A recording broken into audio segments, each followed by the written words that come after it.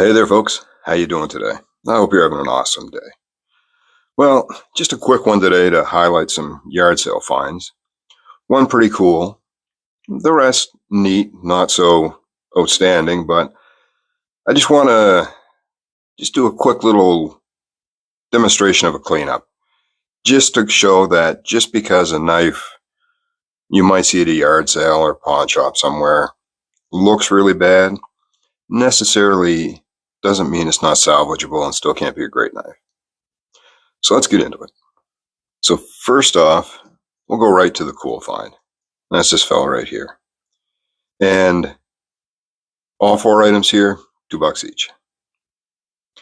So this one is Scout's Canada knife. And you've got your Scout symbol there. And it's a 3-tool knife. I have no idea the age on it. Probably maybe 80s, maybe 70s. I don't know. I did a quick search. I only found one other copy of this knife online, and it was for sale for $125, which I don't think it's worth that, but who knows? I've seen pieces and things before that I thought were junk that were actual treasures. So it could be, but it's a little 3-blade Scout knife. And here you have etched here, official utility knife, Boy Scouts Canada. And it's seen a little bit of use, not too bad. Got a little bit of rust in there. I mean, it's probably a stainless steel blade, but still it's got some rust and tarnish. I'll want to remove that, but I'll have to be careful not to damage the etching. But other than that, it's in good shape, and it is an Imperial Providence, Rhode Island, USA. Nothing on that side. Not going to be a harsh cleanup. Looks like somebody might have used it to cut something with glue on it. Not much of an edge left, but no damage to the edge that I can see. So we get a nice edge on that. Just needs a little polish. Good retention, no blade play, nice and snappy. And then you've got over here your can opener. See, they even have to tell you it's can opener. Well, I got a serial number there I might be able to search on.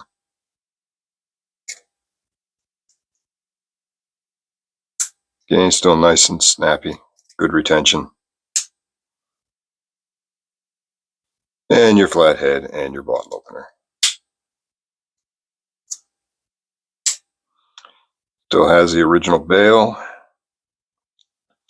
I can't imagine it was an expensive production knife. I mean, it doesn't have an actual shield.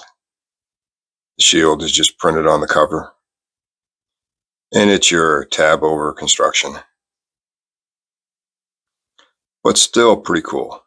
I love the Scout knives, and an actual Boy Scout one is pretty neat. So I'll take some time with this one, get it cleaned up, make sure I preserve that etch, and I have a neat little Boy Scout knife. Neat little Canadian Boy Scout knife, even though it was made in the US. So that's the stellar find.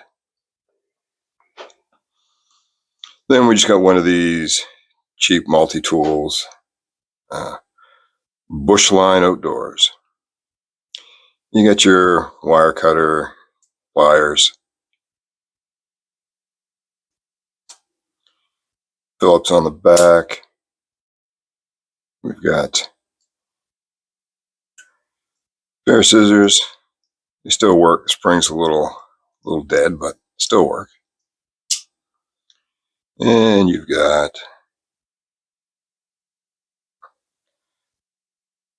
drop point or spear point blade, stainless china, of course. And then you've got, looks like a combination bottle opener and can opener. Just a little different. And then what else do we have? Got a beefy little saw with a big flathead on it. And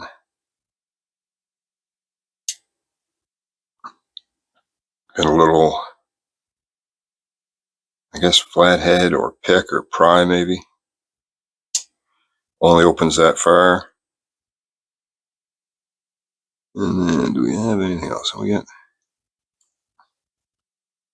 a second saw, which seems a little odd to have two saws, but they're also two different tooth patterns. And you got file over here. Maybe you could even use that one as a fish scaler, who knows. Different. Anyway, something good to throw in your vehicle. And then a little butane lighter. And it is a Ronson. And you can see that here. It's got a model number, made in Germany, patent number. And it belonged to Linda. She got it in 1978. And it was given to her with love by Gordy and Mark. So it could have been something maybe two brothers gave to a sister. It's, let me see, it's still sparking, but it's not holding fluid. When I put fluid into it, it just spews back out. So perhaps I can tighten that down inside there. I'll take it apart and see what I can do with it, but kind of neat. And finally, we have this fella here. And this would be a folding hunter style. It's got a flathead saw bottle opener combination, where you might usually see a skinning blade. Very snappy. And then a not so very snappy, well-used clip point. Had the long nail nick on it. Again, stainless china. And the back spring is not doing the back spring stuff. It's a slip joint for your saw, but it's a back lock for your main blade. But obviously we're seeing an issue here. But there is a ton of rust down in the channel. I don't see where the spring is broken anywhere, or lock spring, that is. I see no breaks in it, but there is a crap load of rust and gunk right there. So I'm hoping it's just that the lock spring is kind of seized in the open position. I mean, this thing was heavily used. There's a lot of meat off that blade. You can see the nail nick is actually behind the saw. So lots of life left on it. No big damage that I can see.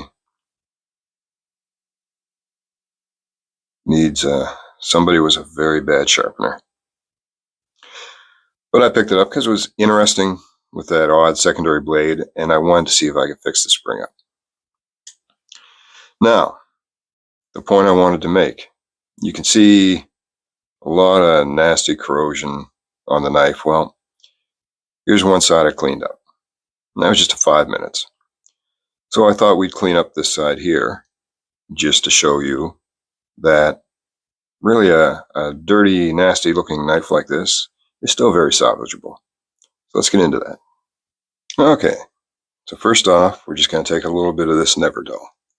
I find that works pretty good for cleaning up grime and filth and tarnish, particularly with your brass. And this stuff is just a bunch of like cotton or fibrous material, and it's soaked with some kind of chemical that probably I shouldn't want on my hands, but safety first. Somebody said that once. I don't know. Yeah. You gotta take and give a good aggressive wipe down. You can see some of that's already coming off.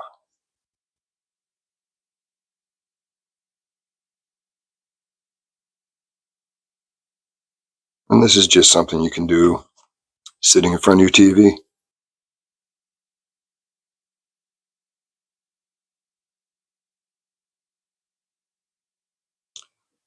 And I want to do this in real time, just so you can see how little effort's involved.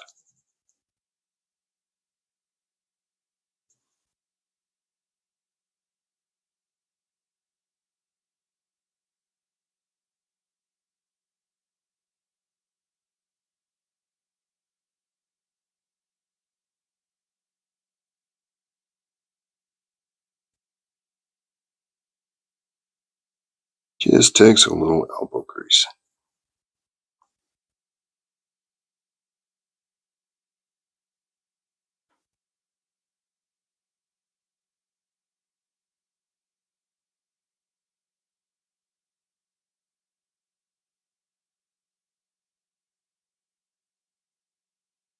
And there we go. That's just from cleaning some of the gunk off of it. And it'll take the gunk off of your wood. I wouldn't leave the chemical on the wood very long. I don't know if it's going to damage it, but definitely afterwards, drop it in and give it a little mineral oil soak. Now, the next thing I would do, I find these are pretty neat, these sunshine polishing cloths. You can get those off of Amazon, and you can see they're quite good at removing tarnish. And I don't remember which side we were doing. I think we did this side. And just give a little rub with that.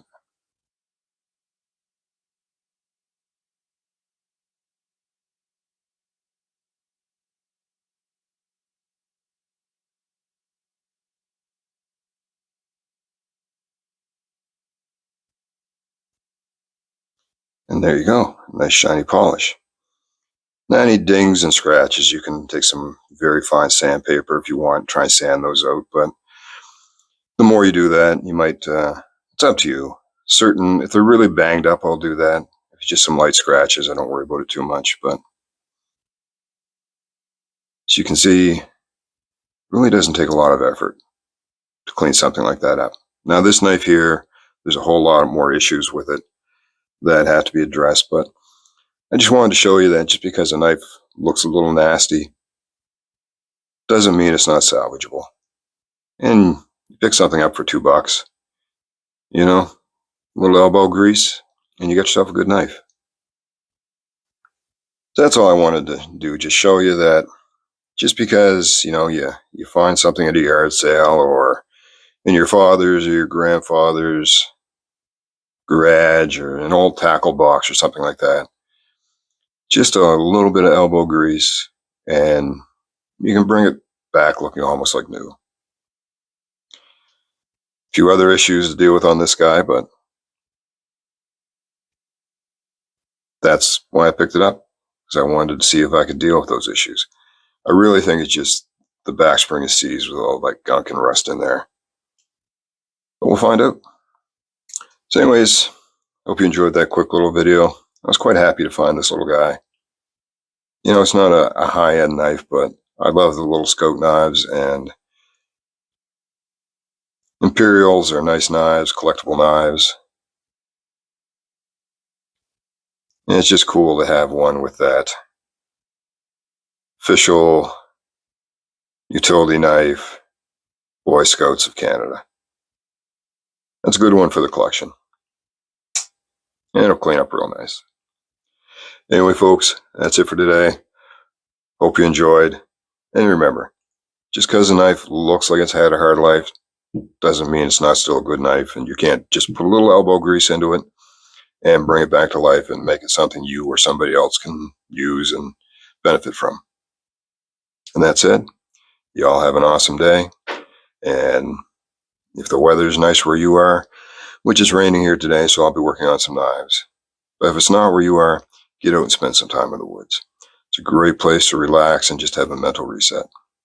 And if you do, take a knife with you. It might just come in handy. You all take care.